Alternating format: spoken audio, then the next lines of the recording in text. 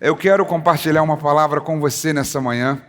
Você que está chegando aí, você que veio nos assistir, você que nos assiste pela internet. O Espírito Santo trouxe algo ao meu coração. Talvez uma palavra um pouco mais reflexiva, um pouco mais, te leve a pensar um pouco mais. Talvez não seja aquela palavra que vai fazer você, sabe, dar aplausos e tal, mas eu quero justamente trazer você um pensamento comigo. E o tema da nossa palavra, o tema do nosso bate-papo dessa manhã, nesse encontro, é quando tudo parece perdido. Não sei se você já viveu, já passou por alguma situação na sua vida onde na sua cabeça foi criada uma imagem de que tudo estava perdido, não tinha mais jeito. Algo que em um determinado momento na sua vida se mostrou, se desenhou de forma tão complicada que você chegou a dizer não tem solução, não tem mais jeito. E geralmente casos dessa natureza, se você já passou por uma situação dessa, e eu acredito que você já passou, que eu acho que nós somos pessoas normais e passamos por situações assim, casos dessa situação, dessa natureza, em casos assim nós somos tomados por um misto de uma sensação de medo e de impotência. É verdade o que eu estou falando? Já passou por isso? Ah, legal, então eu não passei sozinho, né? E a gente tem essa sensação. Pior do que você ter passado, né? Tem pessoas aqui que talvez me dissessem assim, cara, eu estou vivendo isso hoje. Eu estou passando por uma situação tão ruim, tão complicada, que eu me vejo nisso que você está falando aí, eu estou passando por isso hoje. Eu me lembro uma vez que eu fui assaltado, eu tinha uma moto, eu tive algumas, e nessa ocasião eu estava parado no sinal, apareceram dois caras e falaram, desceram no carro, né, falaram, perdeu, e ali eu perdi minha moto mesmo, não tive nem chance. Depois fui restituído, é uma outra história, a gente nem vai falar sobre isso agora, que é uma história até... Eu fui abençoado, inclusive, nesse evento, acabei sendo, no final das contas, abençoado, mas ali alguém me disse, perdeu. E eu assimilei aquilo, entreguei o que eu tinha, a minha moto, era o meu bem, mas às vezes o diabo ele vem tentar dizer para a gente isso no meu e no seu ouvido, olha, você perdeu. Você, infelizmente, não tem mais jeito, não tem mais solução. E em nome daquele famoso não tem mais jeito, não sei se você já falou isso uma vez, olha, essa situação não tem mais jeito. O negócio está tão ruim lá em casa, né? O negócio está tão ruim lá no trabalho que não tem mais jeito, eu não acredito, né? A gente erroneamente assimila que não vale a pena, que a guerra está perdida e a gente desiste. Em situações, em todas as áreas, na nossa família, no nosso trabalho, no nosso relacionamento, na nossa saúde, na nossa vida profissional e na nossa vida pessoal. Às vezes nós desistimos de nós mesmos. E se você pensa que eu estou falando alguma coisa que é uma utopia, né? Não, é uma realidade. A gente desiste da gente. A gente desiste de olhar para a gente e a gente acha que a nossa vida perdeu o colorido. E essa maneira equivocada, porque isso é um erro, não é isso que Deus tem para a gente. Isso, na verdade, é uma forma de pensar que o diabo tenta trazer para mim e para você. Essa maneira equivocada de vivenciar determinados momentos, ela inevitavelmente vai nos trazer uma falência na nossa fé e uma falência da nossa esperança. A nossa fé vai lá para baixo e a nossa esperança vai lá para baixo. Nós não fomos chamados, né, nós precisamos ter esperanças, expectativas de coisas boas. Isso é Elpis, você tem aprendido aqui. E fé é uma sabe, força que você precisa ter dentro de você. É a nossa força propulsora em Cristo Jesus. Se Deus nos deu pela graça, nós recebemos pela fé. A Bíblia diz que o justo viverá pela fé. A Bíblia diz que sem fé é impossível agradar a Deus. Mas às vezes a gente está tão envolvido numa situação que a nossa fé despenca, que a nossa fé vai lá para baixo, que a gente começa a olhar para a situação e a gente desacredita. E o pior de tudo, isso vai evoluindo na nossa vida de maneira tão discreta, a gente não vai percebendo, que gradativamente a gente acaba renunciando situações, a gente acaba abrindo mão de sonhos, a gente acaba abrindo mão de promessas em função daquele jargão de que não vai dar. Às vezes abrindo mão da própria vida. Isso é uma realidade. Isso é algo que a gente tem vivido. E essa, como falei já para você, é uma situação mais comum do que a gente pensa. Você concorda comigo nisso? Estamos falando a mesma linguagem? Isso é legal. Então preste atenção. Eu estou aqui para te dizer hoje que nem tudo que parece estar perdido está perdido. Você pode dizer um amém? A gente pode declarar isso assim: nem tudo que parece estar perdido está perdido. E para falar um pouquinho sobre esse assunto, para discorrer sobre essa pauta de forma orientada, sobre algumas situações dessa natureza, eu vou delinear o nosso bate-papo aqui em 3 pontos que eu acho que são pontos bases para a gente tentar entender esse assunto. O primeiro deles, eu preciso entender, eu preciso ter a consciência que nem tudo está perdido. Diga assim: nem tudo está perdido.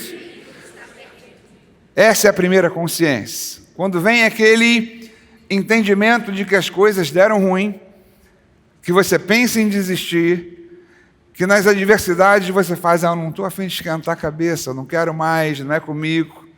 Quando, a primeira coisa que a gente precisa entender, trazer para dentro de nós, que nem tudo está perdido. Aliás, a nossa vitória é certa em Cristo Jesus. Você recebe isso aí? E eu percebo, eu peguei 2 trechos da palavra de Deus para tentar entender esse primeiro ponto, que nem tudo está perdido, embora haja uma tendência da nossa parte de achar que está. Por exemplo, quando eu pego aquela situação dramática onde o povo de Israel estava encurralado entre o exército de Faraó e o Mar Vermelho. Quando eu começo a olhar essa situação, eu vejo uma situação onde um povo achava o seguinte: cara, deu ruim, estamos perdidos, vamos morrer, não tem mais jeito. Então, se você pega o contexto dessa palavra, está em Êxodo capítulo 13 e 14. A Bíblia diz em Êxodo 13, 17, que Faraó deixou o povo ir. Depois, em Êxodo 13, 21, vai dizer que o Senhor ia diante deles, durante o dia como uma coluna de nuvem para os guiar pelo deserto. Durante a noite, através de uma coluna de fogo para os iluminar, para que caminhassem de dia e de noite. Acontece que Faraó, eles estavam sendo guiados para a terra prometida, foram libertos do Egito. Acontece que Faraó muda de ideia. E ele vai atrás do povo para capturar o povo e torná-los escravos novamente. E aí os israelitas se veem num momento onde eles estão prestes a voltar ao Egito, ou prestes a morrer, e eles então começam a reclamar com Moisés. Você pode ver isso diante daquela situação de impotência, Você pode ver isso em Êxodo, capítulo 14, versos 11, que vai dizer assim: o povo disse a Moisés, disseram a Moisés: será que por não haver sepulcros no Egito, nos tiraste de lá para que morrêssemos no deserto? O povo já tinha entendido que iria morrer. O povo já tinha entendido que tinha perdido. O povo já tinha entendido que não tinha mais jeito. O povo, embora tivesse visto os milagres de Deus, já tinha assimilado que não tinha mais jeito. Que tudo aquilo, que todas as pragas, que todos os milagres havia se perdido. E aí, na cabeça daqueles israelitas, você imagina o conflito, e é um conflito que acontece conosco também, no dia a dia. A gente vive isso. E se você vive isso, você é uma pessoa normal. Não se preocupe. Você é uma pessoa que, como todas as outras, está nesse mundo. Enquanto a gente viver nesse mundo, a gente vai ver isso. Mas a resposta de Deus, através de Moisés, aquele povo diante daquela situação onde tudo parecia estar perdido, foi simples, clara e objetiva. Êxodo capítulo 14. Não sei se você tem em tua Bíblia aí, a gente vai estar transmitindo, projetando na tela. Diz assim: Moisés respondeu ao povo: não tenha medo. Diga assim comigo: não tenha medo. Fiquem firmes e vejam o livramento que o Senhor lhes dará hoje, porque nunca mais vocês verão os egípcios que hoje vêm. O Senhor lutará por vocês. Parece que em situações de extremo conflito, a gente é tomado sempre pelo medo, né? Parece haver um link direto em situações dessa natureza com medo, e a gente acaba se esquecendo. Outra situação que vai falar sobre isso e mostrar exatamente isso é a situação de Jairo, né? Jairo era um cara que era o líder de uma sinagoga no Novo Testamento, a Bíblia vai falar isso para a gente, e a filha desse cara está doente, naturalmente devia estar bem doente, porque no decorrer da ida de Jesus, ela acaba morrendo, ela acaba falecendo. E Jesus estava indo com Jairo até sua casa para que Jesus curasse sua filha. E alguém chega a Jairo, né, com Jesus, alguém chega a Jairo e diz assim, está em Marcos capítulo 5, versos 35 e 36, enquanto Jesus ainda estava falando, chegaram algumas pessoas da casa de Jairo, o dirigente da sinagoga. A sua filha morreu, disseram eles, não precisa mais incomodar o mestre. Não fazendo caso do que eles disseram, Jesus disse ao dirigente da sinagoga, a Jairo, não tenha medo, tão somente creia. Perceba que essas duas situações onde a gente acha que não tem mais jeito, uma situação onde a gente acha que perdeu, e a resposta do Espírito Santo é sempre assim, não tenha medo. Crê somente, acredite, é possível. Tanto Moisés quanto Jesus, em outras palavras, estão ensinando a gente exatamente a mesma coisa. O ambiente de fé é um ambiente que não pode ser compartilhado com o medo. Você entende isso? Diga amém. O medo, ele destrói a nossa fé. O medo é uma força oposta à nossa fé, porque fé tem a ver com confiança, com convicção. E eu me arrisco a dizer, inclusive com base na palavra de Deus, que o primeiro estágio da nossa fé nos leva exatamente a vencer os medos, vencer os nossos medos e a vencer os efeitos que as circunstâncias adversas podem gerar em nós. O primeiro estágio da nossa fé, ele vence isso. Ele combate esse medo, ele combate esse efeito negativo das circunstâncias adversas. Ele vai trazer isso para a gente. E eu sinto muito desapontá-lo nessa manhã. Eu gostaria de falar diferente, mas eu vou dizer para você que as circunstâncias adversas na sua vida aparecerão. E eu digo porque isso é bíblico. Está lá na Bíblia, né? Mas também com base na palavra de Deus, nessa mesma palavra, eu quero dizer para você, e quero lembrar que quando a circunstância diz para você, é impossível, Deus te diz, é possível. A Bíblia diz, tudo é possível ao que crer. Marcos capítulo 9, verso 23, diga comigo, tudo é possível ao que crer. Quando as circunstâncias dizem a você, você não pode, Deus vai dizer para você, você pode, porque a Bíblia diz para mim e para você em Filipenses 4,13, tudo posso naquele que me fortalece. Você pode declarar isso? Diga, tudo posso naquele que me fortalece. Essa é uma declaração, essa é uma palavra que precisa estar enraizada no nosso coração, precisa ganhar vida no nosso coração. Tudo é possível que crer. Se você crer, não haverá impossíveis para Deus. Mas uma das estratégias que Satanás, a gente vai falar assim, nosso inimigo espiritual, né, uma das mais poderosas estratégias que ele tem usado contra nós é justamente tentar imprimir na nossa mente, na nossa alma, o famoso não vai dar. Cara, está difícil, não vai dar para você. Não sei se alguma vez você pensou isso, e pode ter certeza que esse foi um pensamento gerado não pelo Espírito Santo, mas por umas circunstâncias, mas por aquele que não tem nada a ver com Deus, né? No sentido de te retardar. Porque Deus tem para você o melhor sempre. Você recebe, diga amém. E Ele vai dizer para você que você não é capaz, de que você não vai conseguir passar por essa ou aquela situação, de que a dificuldade é maior do que a nossa capacidade de resposta e de que tudo está perdido. Quantas pessoas entraram em falência, saíram da igreja, se desconectaram de Jesus porque começaram a abraçar isso no coração, a receber, se encher disso, e o cara fala, não tem mais jeito. E vivem infelizes, amarguradas, tristes, porque aceitaram algo que Deus não tem para a gente, Deus não tem isso para a gente. E isso nos atinge, pessoal, de maneira tão forte, você pode ter certeza disso. Que a gente, quando olha o Salmo de número 42, a gente vai ver um Davi falando assim para a gente, olha, por que estás abatida, ó minha alma? Na verdade, às vezes a alma se abate. Você está entendendo o que eu estou falando? Diga amém. Você está vivo e está comigo? Diga aleluia. A gente falou que essa seria uma palavra mais reflexiva, uma palavra, sabe, para você pensar um pouquinho, para você meditar um pouquinho nela. Mas a gente é atingido às vezes de maneira tão forte, né?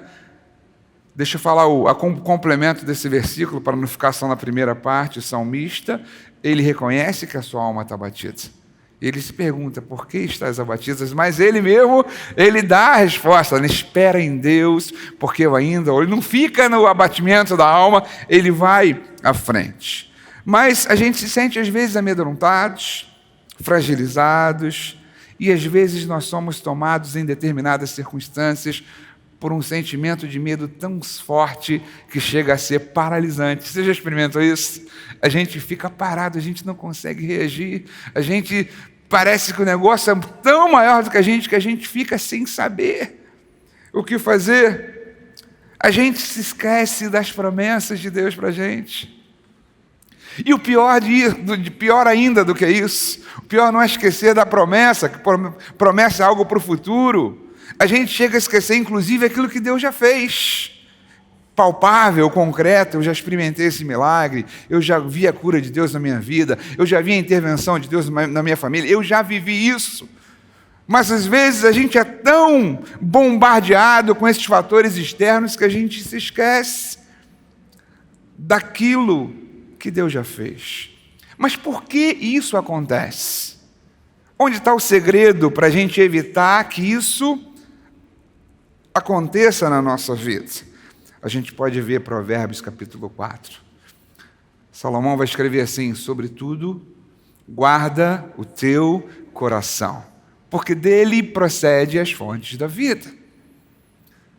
A verdade é que nós estamos, às vezes, com o coração aberto para receber tanto lixo, tanta coisa que não tem nada a ver com a nossa natureza, tanta coisa que não vem do trono de Deus para nós, tanta coisa que não tem alinhamento com a palavra de Deus, a gente vai recebendo, a gente vai se enchendo.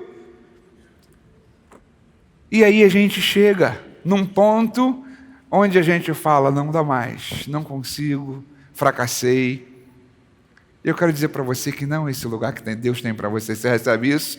Deus tem para você um lugar de vitória, um lugar de satisfação plena, um lugar onde você se sente realizado em todas as áreas, um lugar de bênção, um lugar onde você verá o estabelecimento da boa, perfeita e agradável vontade de Deus na sua vida. Você pode dizer amém comigo? Repita comigo assim, quando tudo parece estar perdido. O meu Pai me diz, filho ou filha, né? Não tenha medo, crê somente. Foi isso que Jesus falou para Jairo. Essa que é a palavra que ele traz para você, não tenha medo, crê somente. Preste atenção numa coisa, não haverá impossibilidades para Deus em relação à tua vida. Quantos estão comigo? A Bíblia diz, para Deus não haverá impossíveis em todas as suas promessas. Lucas capítulo 1, verso de número 37. Então, nem tudo está perdido na minha vida. Nem tudo que parece estar perdido está perdido. E esse é o primeiro ponto que eu queria frisar para você. Você precisa ter isso no seu coração. Por mais que a circunstância tente te provar isso, ou tente te dizer ao contrário, você precisa ter essa base no teu coração, algo que vai gerar vida para você. Segundo ponto, que tem a ver comigo e com você. Esse é um ponto que tem a ver conosco, diretamente conosco. Eu preciso entender qual é a minha parte nesse processo. Eu tenho uma parte nesse processo. Eu tenho algo que existe algo que precisa fluir de mim nesse processo. um posicionamento meu nesse processo. E eu lembro para você, eu lembro de um livro que eu já li, de um cara chamado Viktor Frankl. Ele é um livro em busca de sentido, na verdade. Muitas pessoas já leram esse livro, até o Mauricinho estava falando comigo, a gente estava comentando, ele falou que já leu esse livro também. E esse cara é um neuropsiquiatra austríaco. E nesse livro ele conta um pouco da sua trajetória num campo de concentração da Segunda Guerra Mundial. Ele estava num campo de concentração nazista e ele começou a perceber, ele era um jovem, começou a perceber, ele viu as coisas, ele estava ali num ambiente cheio de doenças, um ambiente hostil, um ambiente onde ele não queria estar, um ambiente onde ele era perturbado, molestado, espancado, obrigado a fazer coisas que ele não queria. E ele afirma nesse livro que durante aquele período que ele esteve ali, ele aprendeu, ele começou a ter a sensibilidade de enxergar quando uma pessoa estava prestes a desistir a morrer, a entregar os pontos. E ele começa a trazer para a gente, né? Ele podia ver nos olhos daquela pessoa, ele narra nesse livro, quando as atitudes daquela pessoa começavam a evidenciar essa desesperança. E as pessoas se entregavam. As pessoas, na verdade, queriam morrer porque estavam naquele campo de concentração, porque a vida para aquelas pessoas havia perdido o sentido. Estão entendendo isso aí, gente? Ele entendeu que dentro daquele ambiente que lhe fora tirado tudo, o cara não tinha liberdade, não podia falar o que queria, não podia ir para onde queria, não podia comer o que queria, não podia. Ele estava num campo de concentração. Mas ele entendeu que havia uma coisa que aqueles homens, aqueles nazistas não podiam tirar dele: o seu poder de escolha e a sua atitude. Essa atitude que ele começou a ver nas pessoas se entregando diante das situações, ele começou a perceber o seguinte: olha, e uma declaração dele no livro, a última das liberdades humanas é a capacidade de escolher a atitude que nós vamos ter diante das circunstâncias. E ele se recusa simplesmente a não se entregar. Na cabeça dele, ele tinha a convicção de que aqueles caras do campo de concentração poderiam tirar tudo dele, mas não poderiam tirar dele a escolha por viver, esse poder de escolha por continuar, que o fortalecia, né? Na verdade, em outras palavras, ele não podia controlar tudo, mas ele podia controlar a si mesmo. Ele não podia controlar o que era externo, o que era circunstancial, o que vinha daqueles soldados nazistas a ele, mas ele podia controlar a si mesmo, e a gente pode controlar. Essa é uma verdade, isso é um fruto, faz parte do fruto do Espírito na tua vida. Você tem domínio próprio. Diga assim: o fruto do Espírito na minha vida gera domínio próprio. Você pode se controlar.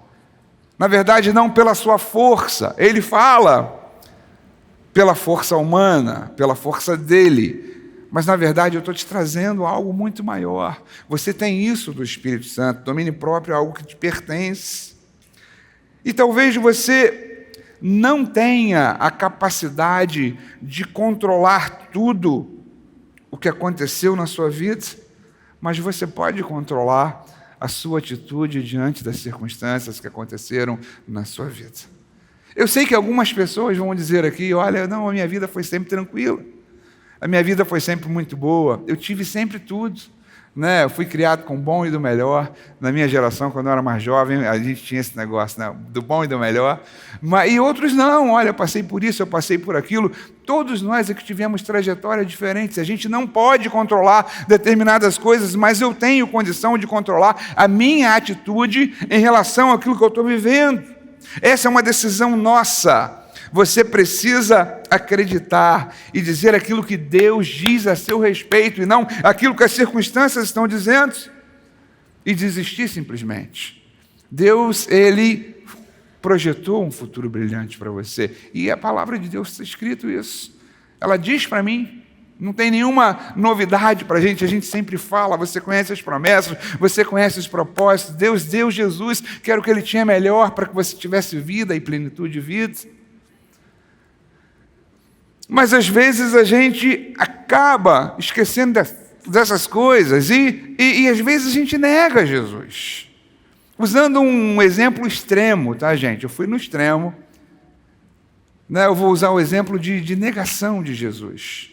Na verdade, 2 eventos que Jesus foi negado. Um por palavras e um por traição. Jesus foi negado em muitas situações. Jesus foi negado em muitas circunstâncias e por muitas pessoas. Mas eu quero trazer para você 2 exemplos bíblicos para a gente, que talvez elucidem a gente um pouquinho a entender esse posicionamento ou o nosso posicionamento diante da situação de crise. Eu vou começar falando para você um exemplo de Pedro, que foi uma negação verbal a Jesus. Lucas capítulo 22, versos de número 61, vai dizer para a gente assim, ó, 61 e 62. O Senhor voltou-se, Pedro nega Jesus, Jesus já havia profetizado, Jesus já havia dito que Pedro faria isso, e Pedro fala, não, de forma alguma, esses caras aí podem até fazer, eu jamais faria isso contigo, Jesus. E no momento que Pedro nega Jesus pela 3ª vez, cumprindo exatamente aquilo que Jesus falara, a Bíblia diz que Jesus olhou para Pedro assim, os seus olhos se cruzaram. Sabe quando o olhar cruza assim, sabe? Quando há aquela convergência de olhar assim, eles se cruzam, né? Isso apaixona a gente, né? Às vezes no relacionamento e tal, você olha assim, o cara bater o olhar, fica apaixonado e tal. Cara, mas foi um olhar assim, um olhar penetrante, mas muito mais penetrante porque tocou no espírito de Pedro, né? Vai dizer assim, o Senhor voltou-se, Jesus, e olhou diretamente para Pedro, e Pedro se lembrou da palavra que o Senhor tinha dito, antes que o galo cante, você me negará 3 vezes. Saindo dali, Pedro chorou amargamente. A Bíblia diz me mostra para a gente, né? Que quando Jesus olha para Pedro e o olhar de Jesus se conecta ao olhar de Pedro, né? Algo aconteceu diferente naquele olhar de Jesus. E foi legal porque Pedro não vê em Jesus um olhar de condenação. Pedro não consegue ver em Jesus um olhar que diz, cara, você é um traidor. Pedro não vê em Jesus um olhar que fala assim, olha, você me traiu, você me negou, não quero mais nada a ver contigo, você está perdido. Tudo que a gente construiu nesses 3 anos de relacionamento não valeu de nada, tudo que você viu não valeu de nada, cara, você me negou, essa é uma negação que eu não abro mão, e, cara, está tudo resolvido, está tudo acabado. Não, Jesus não fala isso. Pedro, quando olha Jesus, ele vê um olhar amoroso. Mas eu tenho certeza que em um primeiro momento, talvez na cabeça, sabe aquele flash do tal de 1 minuto, quando você está numa situação de crise assim, parece que passa um filme na tua cabeça? Eu acredito que naquele momento em que Pedro viu a Jesus, e Jesus olhou para Pedro assim, eu acho que Pedro deve ter ficado tão constrangido. A Bíblia diz para a gente que o amor constrange, né? Pedro deve ter ficado tão constrangido, que talvez na cabeça de Pedro tivesse passado assim, cara, está tudo perdido. Está tudo perdido. Pô, eu traí o meu Senhor, eu traí a Jesus, eu traí o meu mestre. Tudo se perdeu. Mas a partir daquele episódio, daquele momento, daquela situação, talvez Pedro tenha sido realmente alcançado por Jesus. Quando a gente olha nas cartas, e nas cartas do apóstolo Pedro e no próprio livro de Atos, a gente vê um Pedro completamente diferente do Pedro dos evangelhos. A gente vê um Pedro que não era aquele cara impulsivo, um Pedro que não era aquele cara que, sabe, era eu vou fazer, eu estou à frente. Não, mas um cara agora guiado pelo Espírito Santo, alguém manso, alguém que vai falar da graça de Deus, alguém que vai entender genuinamente o evangelho de Cristo. E o outro caso foi o caso de Judas. Judas negou a Jesus também através de uma traição. Só que Judas aconteceu diferente de Pedro. Pedro, aquele momento de negação, talvez tenha trazido a ele uma reflexão, e o cara melhorou demais. Mas com Judas não. A Bíblia vai dizer para a gente em Mateus, capítulo 27, falando de Judas, né? Depois que Judas tinha traído a Jesus, diz assim, de manhã cedo todos os chefes e sacerdotes e líderes religiosos do povo tomaram a decisão de condenar Jesus à morte. E amarrando-o, levaram e entregaram a Pilatos, o governador. E quando Judas, que havia traído a Jesus, viu que Jesus fora condenado, foi tomado de um remorso tão grande, que devolveu aos chefes dos sacerdotes as 30 moedas de prata e disse: pequei, pois traí sangue inocente. Eles retrucaram, dizendo: que nos importa? A responsabilidade é sua. Então Judas jogou o dinheiro dentro do templo, foi saindo e enforcou-se. Para Judas, tudo se perdeu. Judas se entregou e se rendeu ao tudo está perdido. Eu estou trazendo essas duas situações para você. São situações extremas, porque isso mostra para a gente de forma muito clara que mesmo quando a gente erra o alvo, que mesmo quando a gente nega Jesus de alguma maneira, Ele está aqui para receber você. Aliás, Jesus está aqui para receber você. E se você alguma vez passou por isso, olha, saiba que Ele te recebe, você que me escuta. Ele tem um amor incondicional por você. A graça dele nos alcançou de tal forma que mesmo sendo negado eventualmente por um ou por outro, por cada um de nós, Ele continua nos amando. E é possível que a gente erre o alvo e mesmo assim a gente prossiga em frente com Ele, como foi o caso do apóstolo Pedro. Ali, para Judas, tudo estava perdido. E se a gente olha e volta àquela situação do campo de concentração que eu falei com vocês, do Viktor Frankl, é exatamente essa situação. Diante de uma situação de crise, de uma situação de conflito, Pedro escolheu prosseguir e viver. Judas escolheu entender que aquela circunstância era tão poderosa que ele deveria se entregar às circunstâncias. Eu estou falando para vocês algo, gente, que a gente precisa falar.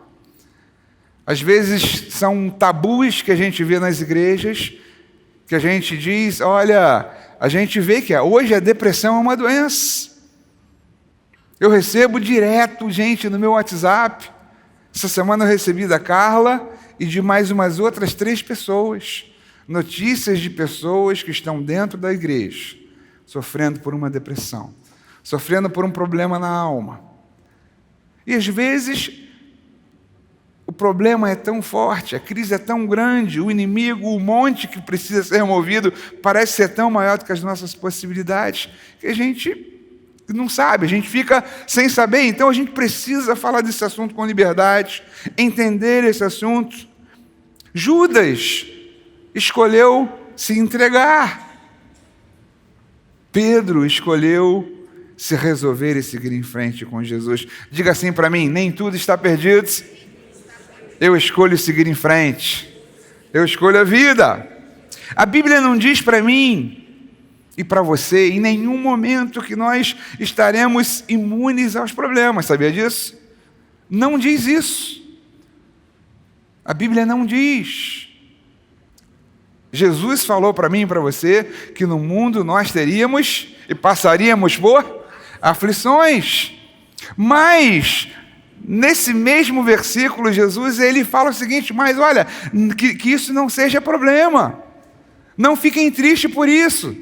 Tenham bom ânimo, porque como eu venci o mundo, né? Porque eu venci o mundo, Jesus fala. E eu quero dizer para você que nós, da mesma forma que Jesus venceu, temos a possibilidade de vencer. Muita gente fala, pô, Jesus venceu o mundo porque ele era Jesus.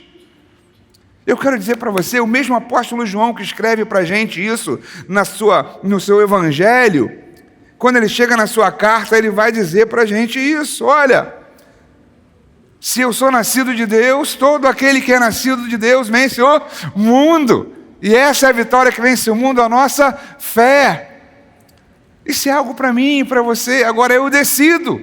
Tem a ver com o que eu escolho. Tem a ver com a minha posição diante da situação. Estão entendendo isso? Então esse segundo ponto tem a ver comigo. Esse segundo ponto tem a ver conosco. Eu vou dizer para você, queridos, que Deus não está dizendo que a fé vai te isentar do problema, que a fé vai te deixar imune a uma situação de crise.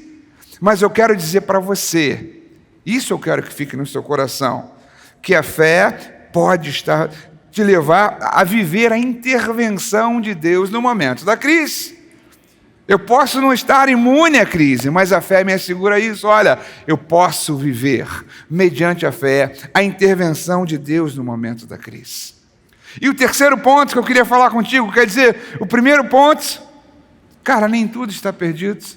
Segundo ponto, tem a ver comigo e com você, né, a questão da escolha. E o terceiro ponto, entender que a vida é sempre a melhor escolha. Quando a gente olha o livro de Deuteronômio, capítulo 30, vai estar escrito assim para a gente. Deuteronômio, capítulo 30, hoje invoco os céus e a terra como testemunhas, que coloquei diante de vocês o que? A vida e a morte, a bênção e a maldição. E Deus dá uma cola para a gente. Escolham, pois, a vida para que você e seus filhos vivam e para que vocês amem o Senhor teu Deus. E Ele traz para a gente, quando ele fala vida e morte aqui, necessariamente ele não está falando de vida biológica, não, ele está falando de um contexto. 2 capítulos antes, a gente tem Deuteronômio 28, que vai trazer a raiz da lei: se eu obedeço, eu sou abençoado, se eu desobedeço, eu sou amaldiçoado. E ele fala, olha, isso aqui, eu estou colocando diante de você a bênção e a maldição, escolhe, pois, a vida.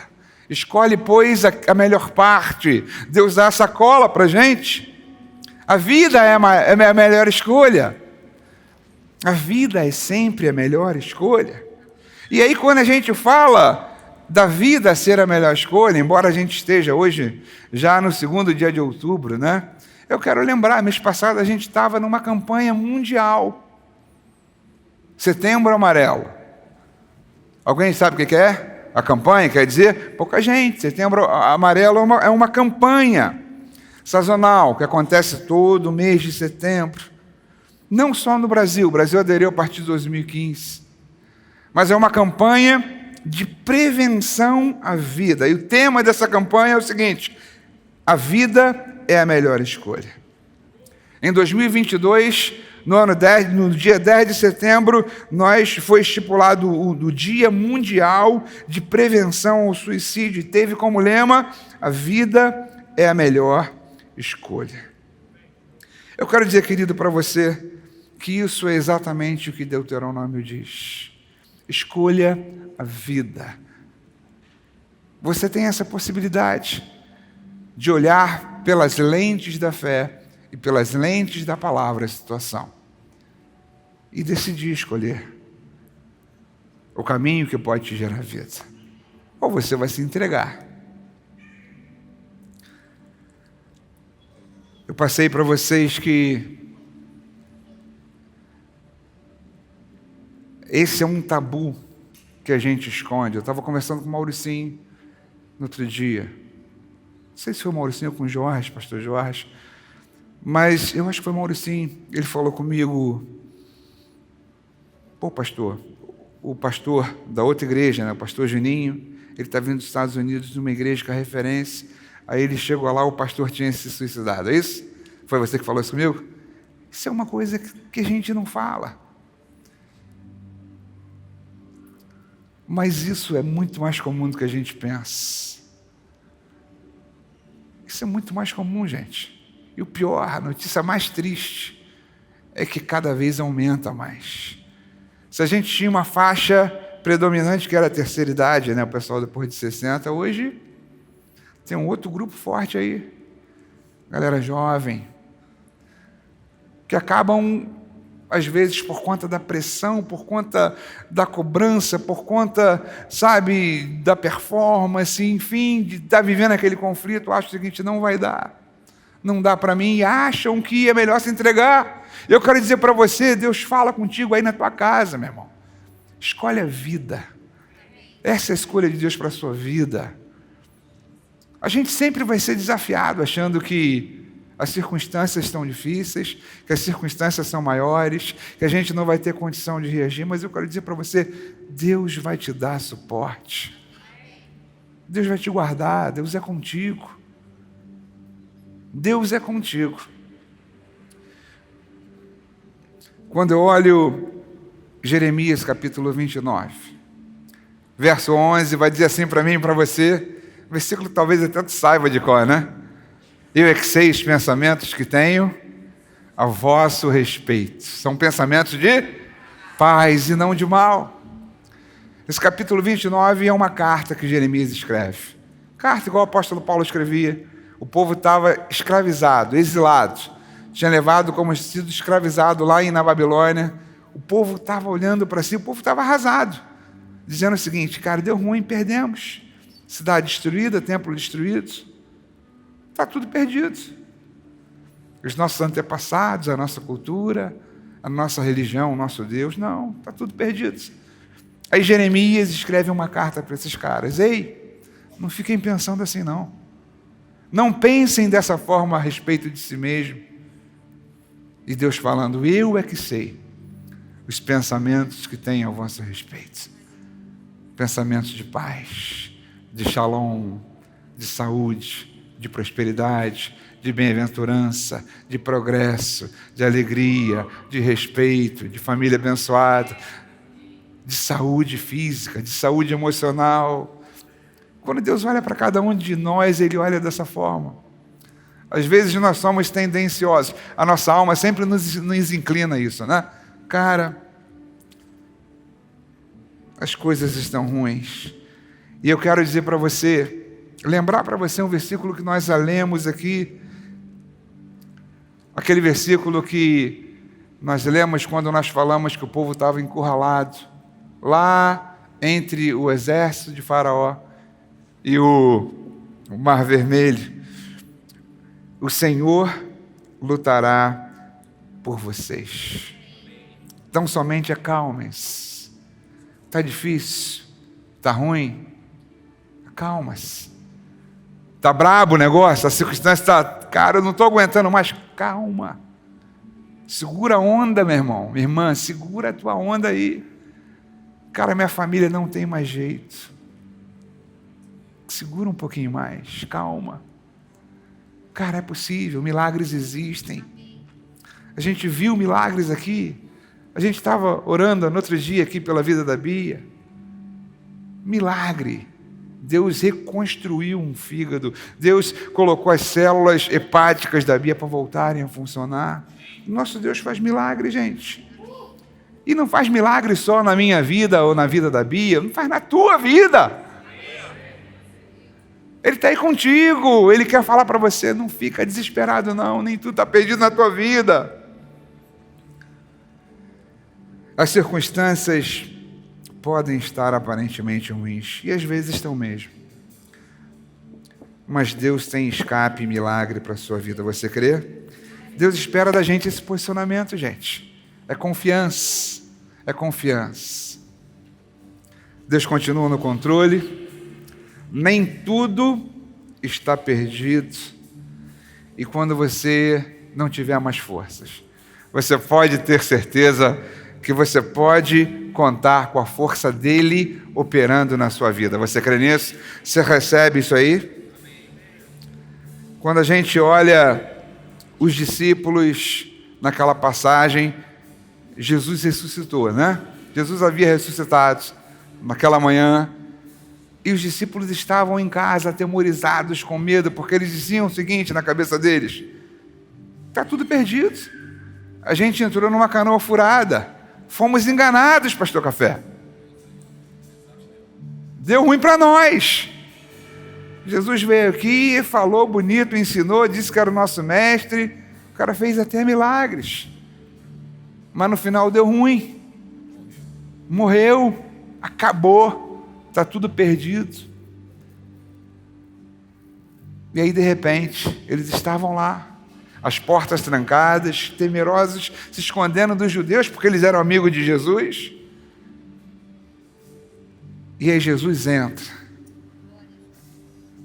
e fala: paz seja convosco.